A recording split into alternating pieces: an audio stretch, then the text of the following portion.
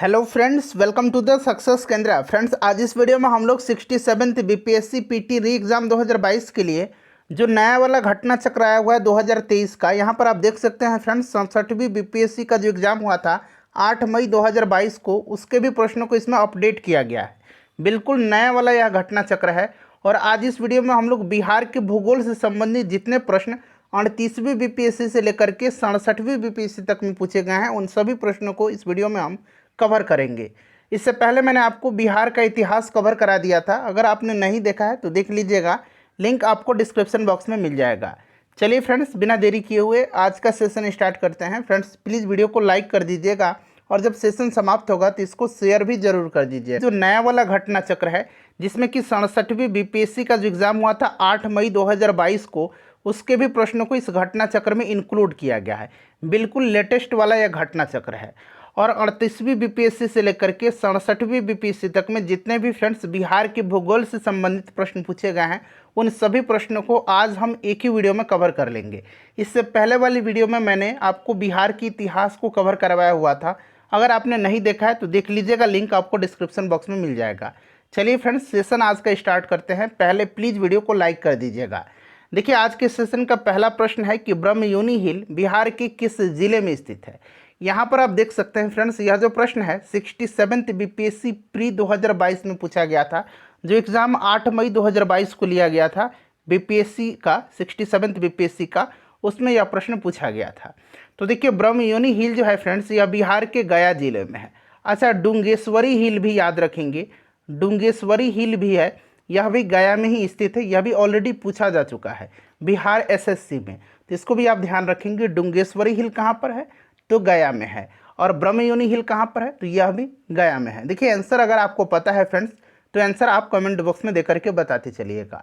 देखिए, बिहार के किस कृषि जलवायु क्षेत्र में सबसे अधिक जिले हैं, तो सबसे पहले जान लीजिए कि बिहार पहले किस कृषि जलवायु क्षेत्र में आता है। तो बिहार जो है यह कृषि जलवायु क्षेत्र 4 में आता है। बिहार जो है कृषि जलवायु क्षेत्र 4 में आता है, जिसे मध्य गंगा का मैदानी क्षेत्र कहा जाता है। और बिहार में कितने कृषि जलवायु क्षेत्र हैं, तो देखिए, बिहार में 3 कृषि जलवायु क्षेत्र मौजूद हैं। पहला उत्तर पश्चिम, दूसरा उत्तर पूर्व और तीसरा दक्षिण। ठीक है, यानी कि पहला जो उत्तर पश्चिम है, यहाँ पर आप देख सकते हैं, पहला जो उत्तर पश्चिम है इसको फेज 1 कहा जाता है। दूसरा है फ्रेंड्स, दूसरा जो है यह है आपका उत्तर पूर्व, इसको फेज 2 कहा जाता है। और तीसरा है दक्षिण फेज, जिसको कि फेज 3 कहा जाता है। तो अगर मेरे हिसाब से देखा जाए तो देखिए, जो उत्तर पश्चिम है यानी कि फेज 1 है, इसमें टोटल जिले कितने हैं, तो इसमें टोटल 13 जिले हैं। ठीक है, उसके बाद देखिए फेज 2 जो है उत्तर पूर्व, इसमें टोटल 9 जिले हैं। और जो दक्षिण फेज है, जिसको कि फेज 3 कहा जाता है, दक्षिण फेज यहाँ मैं लिख देता हूँ, इसको फेज 3 कहा जाता है। ठीक है फ्रेंड्स, देखिए इसमें जो है 2 भाग में इसको बांटा गया है। एक दक्षिण पश्चिम का मैदान जिसमें कि टोटल 10 जिले हैं, और दूसरा है दक्षिण का पठार जिसमें कि टोटल 5 जिले हैं। तो इस प्रकार से अगर देखा जाए तो सबसे ज़्यादा जो जिले हैं वह दक्षिण फेज में है, यानी कि फेज 3 में है, जो कि ऑप्शन में नहीं दिया गया है। ऑप्शन के हिसाब से अगर हम बात करेंगे तो यहाँ अगर निम्नलिखित लिखा रहता तब हम यहाँ ऑप्शन बी पर क्लिक करते हैं, उत्तर पश्चिम। लेकिन निम्नलिखित नहीं दिया गया है, सीधे पूछ लिया गया है कि बिहार के किस जलवायु क्षेत्र में सबसे अधिक जिले हैं। तो बिहार का जो दक्षिण जलवायु क्षेत्र है यानी कि फेज 3, उसमें जिलों की संख्या सबसे ज़्यादा है। तो मेरे हिसाब से तो ऑप्शन ई होना चाहिए, ऊपर में से कोई नहीं। एक बार आप अपने हिसाब से कमेंट करके बताइएगा, लेकिन इस घटना चक्र में आंसर बी दिया गया है। चलिए आगे बढ़ेंगे कि बिहार में मानव विकास उप मिशन के अंतर्गत कितने विभाग शामिल हैं, बताइए राइट आंसर इसका क्या हो जाएगा। तो देखिए फ्रेंड्स, टोटल जो हैं ये कितने विभाग शामिल हैं उप मिशन के अंतर्गत, तो ये 7 हैं। कौन कौन से हैं, तो स्वास्थ्य विभाग है, दूसरा शिक्षा विभाग है, तीसरा समाज कल्याण विभाग है, चौथा अनुसूचित जाति जनजाति कल्याण विभाग है, पांचवा पिछड़ा वर्ग एवं अति पिछड़ा वर्ग कल्याण विभाग है, छठा अल्पसंख्यक कल्याण विभाग है, और सातवां आपदा प्रबंधन विभाग है। तो इसको ध्यान रखेंगे। देखिए, यह भी प्रश्न जो है 67th बीपीएससी प्री 2022 में पूछा गया है। चलिए, प्रत्येक प्रश्न के नीचे आपको लिखा मिल जाएगा कि यह प्रश्न किस वर्ष पूछा गया है। देखिए, यह भी जो है 67th बीपीएससी प्री 2022 में पूछा गया प्रश्न है। प्रश्न है कि बिहार के किस जिले में अबरख का भंडार है। बताइए, ऑप्शन के हिसाब से आपको बताना है कि अबरख का भंडार जो है यह कहाँ पर है। तो देखिए फ्रेंड्स, अबरख जो है यह जमुई जिला के चकाई बटिया एवं चरका पत्थर, नवादा जिला के अधिकतर क्षेत्र में। उसके बाद देखिए गया के बिजौर विष्णुपुर में अबरख का विशाल भंडार उपलब्ध है। तो ऑप्शन में ना ही जमुई दिया गया है, ना ही नवादा दिया गया है, ऑप्शन में आपको दिया गया है गया। तो गया इसका राइट आंसर हो जाएगा। ऑप्शन नंबर इसका सी जो होगा करेक्ट आंसर हो जाएगा। चलिए आगे बढ़ेंगे कि सोन और गंगा नदी का संगम बिहार के किस जिले में स्थित है। तो सोन और गंगा नदी जो है, यानी कि गंगा में सोन आकर के मिलती है पटना में। ऑप्शन नंबर बी इसका राइट आंसर हो जाएगा। चलिए आगे बढ़ेंगे कि झारखंड बनाने के लिए बिहार को किस वर्ष विभाजित किया गया था। तो देखिए बिहार से अलग झारखंड कब हुआ था, तो 15 नवंबर सन 2000 को, यहाँ मैं लिखता हूँ 15 नवंबर 2000 को जो है झारखंड बिहार से अलग हुआ था। तो ये सब ध्यान रखेंगे, ठीक है। देखिए ये भी प्रश्न जो है 2022 बीपीएससी प्री में पूछा गया प्रश्न है। उसके बाद चलिए अगला प्रश्न है कि 2011 की जनगणना के अनुसार बिहार के किस जिलों में पुरुषों से ज़्यादा महिलाएं हैं। यानी कि आपसे अगर हम बात करें तो स्पष्ट तौर पर पूछा गया है कि लिंगानुपात जो है सबसे ज़्यादा किस जिले में है। तो लिंगानुपात जो है यह गोपालगंज में सबसे ज़्यादा है। देखिए यहाँ पर जो है पुरुषों की तुलना में महिलाओं की संख्या ज़्यादा है, ठीक है। प्रति 1000 पुरुषों पर यहाँ 1021 महिलाएं हैं, यानी कि गोपालगंज का लिंगानुपात जो है ये 1021 है। सबसे कम लिंगानुपात मुंगेर का है, मुंगेर का लिंगानुपात 876 है, इसको भी आप ध्यान रखेंगे। अच्छा, बिहार का अगर लिंगानुपात पूछता तो बिहार का 918 लिंगानुपात है। क्लियर, ये सब ध्यान रखना है आपको। चलिए आगे बढ़ेंगे कि बिहार के निम्नलिखित जिलों में से कौन सा जिला नेपाल के साथ सीमा साझा नहीं करता है। बताइए राइट आंसर इसका क्या हो। तो फ्रेंड्स यहाँ पर ध्यान देंगे, देखिए फ्रेंड्स बिहार जो है यह केवल ऐसा देश नेपाल है जिससे कि यह सीमा साझा करता है। यानी कि बिहार का एकमात्र अंतर्राष्ट्रीय सीमा जो लगता है वो नेपाल के साथ लगता है, ठीक है। नेपाल के साथ बिहार के टोटल 7 जिले जो हैं सीमा साझा करते हैं। यह कौन कौन से ज़िले हैं, तो उंगली पर काउंट कीजिएगा इन सभी 7 जिलों के नाम। सीतामढ़ी, किशनगंज, अररिया, सुपौल, मधुबनी, पूर्वी चंपारण, पश्चिम चंपारण, ठीक है, ये 7 जिले हैं। तो राइट आंसर देखिए इसमें से कौन सा जिला जो है सीमा साझा नहीं करता है नेपाल से, तो ऑप्शन नंबर डी हो जाएगा पूर्णिया, ठीक है। चलिए ध्यान रखेंगे। अगला प्रश्न है हमारा कि निम्नलिखित में से कौन सा भारत के लिए राज्य में मौजूद एकमात्र यूनेस्को धरोहर स्थल है। तो देखिए ऐसा अब नहीं है, एकमात्र यूनेस्को धरोहर स्थल नहीं है, 2 यूनेस्को धरोहर स्थल हैं। कौन कौन से हैं फ्रेंड्स, तो देखिए एक तो महाबोधि विहार है और दूसरा जो है यह नालंदा महाविहार या नालंदा बौद्ध। तो देखिए फ्रेंड्स यहाँ पर ध्यान दीजिए, देखिए महाबोधि विहार को जो है वर्ष 2002 में, ठीक है, और नालंदा बौद्ध मठ को जो है यानी कि नालंदा महाविहार को जो है वर्ष 2016 में जो है यूनेस्को के विश्व धरोहर स्थल की सूची में शामिल किया गया।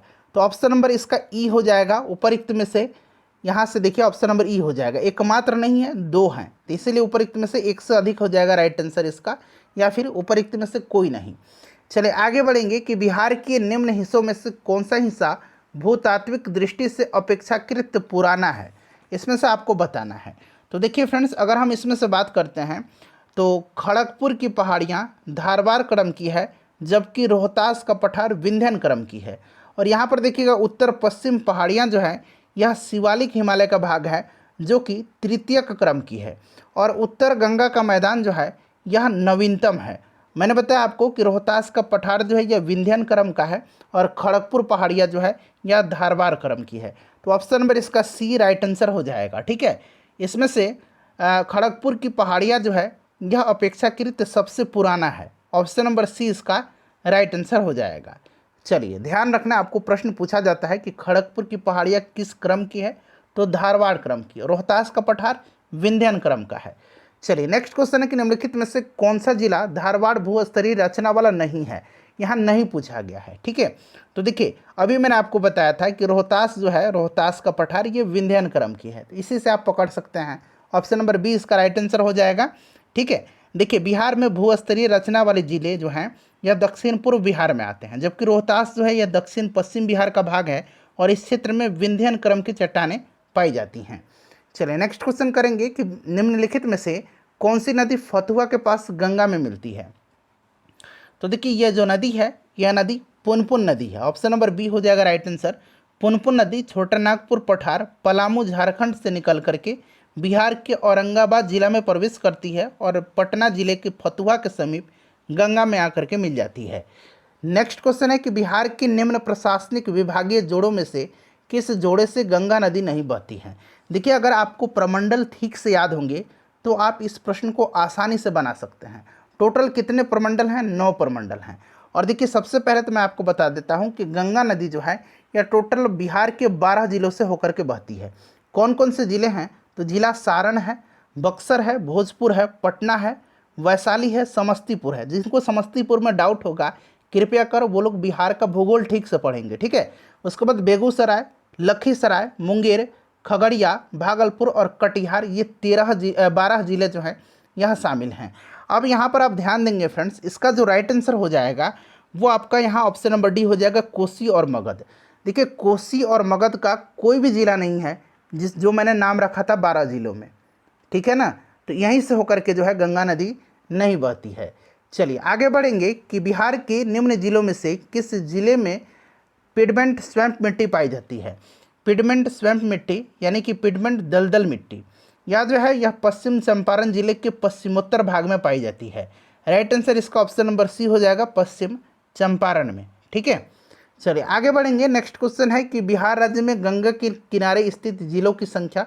तो अभी मैंने बताया था टोटल 12 जिले हैं। इन 12 जिलों का नाम भी मैंने बताया था, एक बार मैं और रिपीट कर देता हूँ। सारण, बक्सर, भोजपुर, पटना, वैशाली, समस्तीपुर, बेगूसराय, लखीसराय, मुंगेर, खगड़िया, भागलपुर और कटिहार।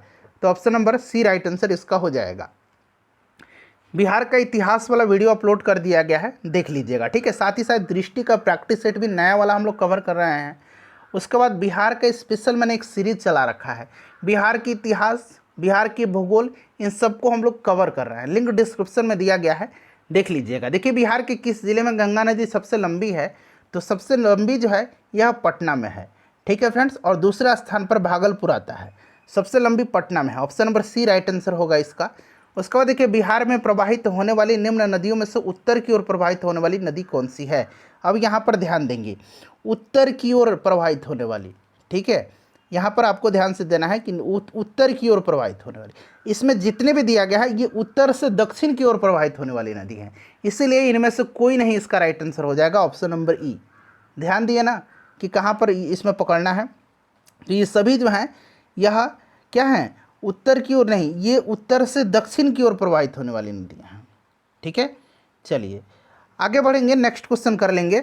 नेक्स्ट क्वेश्चन है कि कोपेन की जलवायु वर्गीकरण के अनुसार उत्तर बिहार की जलवायु किससे प्रदर्शित की जा सकती है। अब यहाँ पर देखिए, आपको कोपेन की जलवायु वर्गीकरण पूछा गया है, तो आपको उत्तर बिहार का भी याद रखना है और दक्षिण बिहार का भी याद रखना है कोपेन की जलवायु वर्गीकरण के अनुसार। देखिए, उत्तर बिहार का जो है ये CWG होगा और दक्षिण बिहार का अगर पूछेगा तो आपका AW हो जाएगा, कोपेन की जलवायु वर्गीकरण के अनुसार। चलिए नेक्स्ट क्वेश्चन करेंगे कि मुजफ्फरपुर, दरभंगा तथा पश्चिम चंपारण जिले में कौन सी मिट्टी अधिकांशतः पाई जाती है।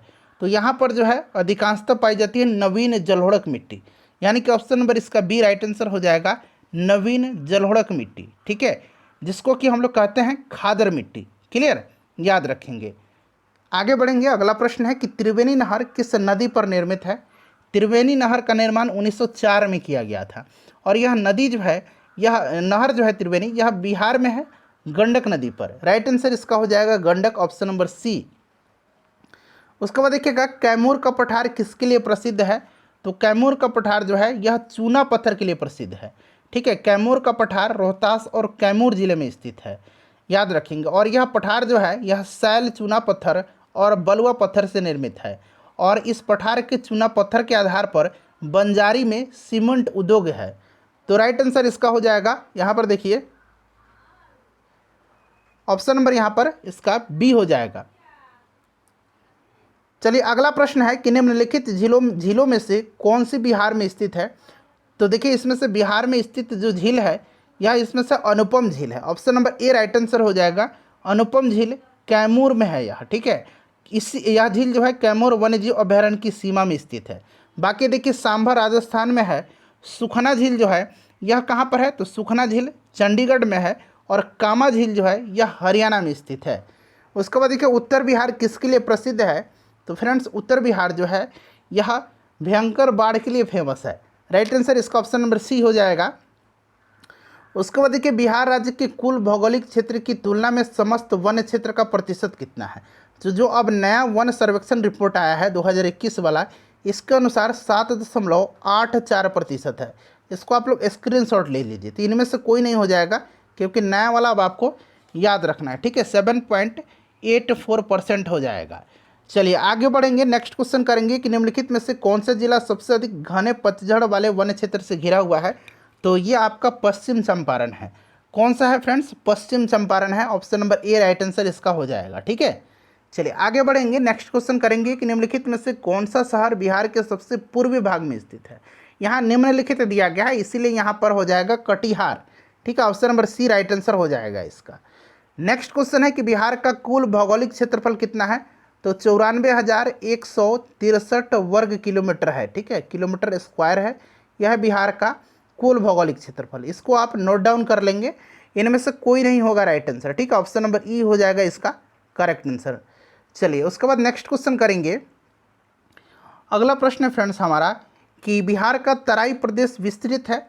तो बिहार का जो तराई प्रदेश है यह भारत नेपाल सीमा के समानांतर विस्तृत है। बिहार राज्य के नेपाल से लगे जिले पश्चिम चंपारण, पूर्वी चंपारण, सीतामढ़ी, मधुबनी, सुपौल, अररिया, किशनगंज, ये सब मैंने बताया था आपको। तो भारत नेपाल सीमा के समानांतर, ऑप्शन नंबर बी हो जाएगा। उसके बाद देखिएगा कि बिहार की सोमेश्वर श्रेणी कहाँ पर है। तो देखिए सोमेश्वर श्रेणी जो है यह पश्चिम चंपारण में है, ठीक है फ्रेंड्स। और यह बिहार का सोमेश्वर श्रेणी और शिवालिक श्रेणी का निर्माण एक ही काल में प्लीस्टोसीन काल में हुआ था, ठीक है। यहाँ मैं लिखता हूँ प्लीस्टोसीन काल में हुआ था, क्लियर, ध्यान रखेंगे। और यह उपरोक्त तीनों जो दिया गया, पारसनाथ की पहाड़ी से पुरानी, राजमहल की पहाड़ी से पुरानी और खड़गपुर की पहाड़ी से पुरानी, तो ऑप्शन नंबर डी हो जाएगा। इन सबों में यह नहीं है, ठीक है। चलिए आगे बढ़ेंगे, नेक्स्ट क्वेश्चन करेंगे कि बिहार में राष्ट्रीय राजमार्गों की कुल लंबाई कितनी है। अब देखिए ये पुराना दिया गया है प्रश्न, चूंकि ये 2001-2 में पूछा गया है। अभी मैं आपको लेटेस्ट आंकड़ा बता रहा हूँ, इसको आप ध्यान रखेंगे, ठीक है फ्रेंड्स। देखिए अभी जो नया आंकड़ा है अगस्त 2021 तक का मैं आपको आंकड़ा बता रहा हूँ। अगस्त 2021 तक जो है अगर हम बात करें 31 अगस्त 2021 तक उपलब्ध जो आंकड़ा था उसके अनुसार 5940 किलोमीटर है। 5940 किलोमीटर है टोटल राष्ट्रीय राजमार्गों की लंबाई बिहार में, ठीक है। नेशनल हाईवे की कुल लंबाई है बिहार में। तो इसको आप लोग इसको थोड़ा सा डाउनलोड करिए, स्क्रीनशॉट ले लीजिएगा ताकि याद रखिएगा लंबे समय तक। देखिए निम्न में से किस जिले में बिहार का एकमात्र राष्ट्रीय उद्यान स्थित है। तो एकमात्र राष्ट्रीय उद्यान वाल्मीकि राष्ट्रीय उद्यान, वाल्मीकि नेशनल पार्क एकमात्र नेशनल पार्क है बिहार का, जो कि फ्रेंड्स कहाँ पर है। तो यह पश्चिम चंपारण जिले में है। उदयपुर वन्य जीव अभयारण्य भी है यहीं पर, ठीक है। और सरयामन झील, ठीक है, सरयामन झील या सरयामन झील भी याद रखेंगे, यह भी पश्चिम चंपारण जिले में ही है। चलिए उसके बाद देखिएगा कि निम्नलिखित में से कौन सा वन्यजीव अभयारण्य बिहार के मुंगेर जिले में स्थित है। तो इसमें से देखिए बिहार में भीम बांध वन्यजीव अभयारण्य है। अच्छा कांवर झील जो है ये कहाँ पर है, तो इसको भी याद रखेंगे। कांवर झील बिहार का पहला रामसर स्थल है और कहाँ पर है, तो फ्रेंड्स यह बेगूसराय में है। ये प्रश्न पूछा गया था, ठीक है। चलिए अगला प्रश्न है कि पुराना बिहार का कितना प्रतिशत जमीन लेके झारखंड राज्य बना था, बताइए इसका राइट आंसर क्या। तो देखिए बिहार जो है मतलब झारखंड जो है बिहार से कब अलग हुआ था, तो 15 नवंबर 2000 को, ठीक है। और 45.84% जमीन लेकर झारखंड एक अलग राज्य बना था। तो ऑप्शन में 45.85 दिया गया है, तो आसपास है, ऑप्शन नंबर बी हम लगा सकते हैं। चलिए आगे बढ़ेंगे, नेक्स्ट क्वेश्चन है कि झारखंड बनने के पश्चात बिहार में लगभग कितने जिले रह गए थे। तो बिहार में 37 जिला था और 38वां जिला जो बिहार का बना वो कौन सा जिला है, तो फ्रेंड्स यह जिला अरवल है, ठीक है। अरवल बना है, जहानाबाद को विभाजित करके बनाया गया था 2001 में, इसको भी ध्यान रखेंगे। चलिए तो राइट आंसर 37 हो जाएगा इसका। नेक्स्ट क्वेश्चन कर लेंगे कि पटना का स्थानीय समय, इसका आंसर आप मुझे कमेंट करके बताइए, अभी तुरंत आप मुझे कमेंट करके इसका आंसर बताइएगा, ठीक है। चलिए इसका आंसर आपको कमेंट करके बताना है। नेक्स्ट क्वेश्चन करेंगे कि जुलाई 2018 तक पटना जिला बिहार के कितने जिलों से सीमाबद्ध है, बताइए। ये आपको ऐसे भी याद रखना है कि बिहार के कितने ज़िले जो हैं पटना ज़िले से लगते हैं। तो पटना जिला का सीमा भोजपुर, सारण, वैशाली, समस्तीपुर, बेगूसराय, लखीसराय, नालंदा, जहानाबाद और अरवल जिला से लगता है। टोटल 9 जिला इसका राइट आंसर हो जाएगा। ठीक है, चलिए नेक्स्ट क्वेश्चन करेंगे कि खनिज और जिले के निम्न जोड़ों में से कौन सा जोड़ा सही है। तो इसमें से बताना है आपको कि कौन सा जिला जो है यह आपका सही दिया गया। बताइए राइट आंसर इसका क्या हो जाएगा। तो देखिए राइट आंसर इसका हो जाएगा option number A, lime stone Kaimur. अभी मैंने आपको थोड़ी देर पहले बताया था। ठीक है, देखिए बिहार में कैमूर यानी कि भभुआ, मुंगेर और रोहतास जिले में लाइम स्टोन। उसके बाद यहाँ पर देखिएगा माइका जो है यह नवादा जिला, क्वार्टजाइट जो है यह लखीसराय, मुंगेर तथा नालंदा जिले में, और लेड जिंक जो है यह बांका और रोहतास जिले में पाया जाता है। तो मिलान है, ऑप्शन नंबर ए सही दिया गया है। चलो उसके बाद देखिएगा कि बिहार राज्य अवस्थित है निम्न देशांतरों यानी कि लॉन्गिट्यूड के मध्य। बताइए राइट आंसर इसका क्या हो जाएगा।